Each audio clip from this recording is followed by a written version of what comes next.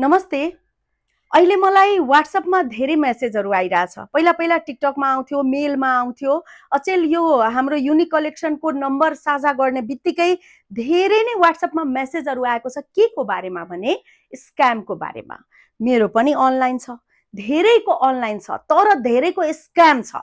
जस्तै मेरो पनि धेरै भाइरल भिडियोहरूमा, धेरै पहिला पहिलाको भिडियोहरूमा अरूले आफ्नो व्हाट्सएप नम्बर छोड्छ। हो, हामी मूर्ख के गर्छु भने पहिला पहिलाको भिडियो हेरेर तल जुन कमेन्टमा लेखेको हुन्छ नि व्हाट्सएप नम्बर र एनसेलको नम्बरबाट यस्तो धेरै स्क्यामहरू भइरहेछ। तपाईहरु सबैजना सतर्क रहनुहोला। मलाई धेरै मेसेज आइरहेछ, दिदी अरूको अनलाइनबाट एनसेल नम्बर थियो, त्यसमा मैले गरे, म ठगिए, यसको बारेमा भनिदिनु न, लौ न यसको बारेमा भनिदिनु न भनेर भनिराख्नु भएको छ। कुन आइडी हो स्क्याम गर्ने, एउटा दुईटा आएको छ, म मेन्सन पनि गरिदिन्छु। तर तपाईहरुले के गर्ने भने एकदमै सतर्क हुने। सस्तो जले एकदमै बजार भाव भन्दा एकदमै तल झारेको र एकदमै सस्तो जुन दिइरहेछ र जसले यो भनिरहेछ कि सीओडी छैन, पहिला पेड गर्नुस्, त्यसकोमा तपाईहरु नलिनुस्।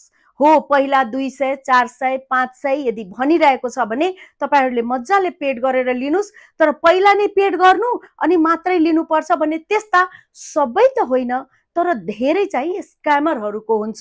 त्यही भएर तपाईहरुले नगर्नु। पैसा जब हामीले पेड गर्छौं, पैसा पेड गरिसकेपछि तुरुन्तै हामीलाई ब्लक गर्छ र हामी चाहिँ अलपत्र पर्छौं। यस्ता धेरै जनाको कम्प्लेन आएपछि फेरि पनि यो भिडियो मैले तपाईहरुको लागि बनाएको छु। मेरो पनि हरेक भिडियोमा मेरो व्हाट्सएप नम्बर हुन्छ। त्यही नम्बरमा मात्र तपाईहरुले कल गर्नुस् वा मेसेज गर्नुस् वा च्याट गर्नुस् अनि लिनुस्। र हाम्रो यो युनिक कलेक्सनको स्ट्र्याटेजी एउटा मात्रै रहेको छ, सीओडी मा छ।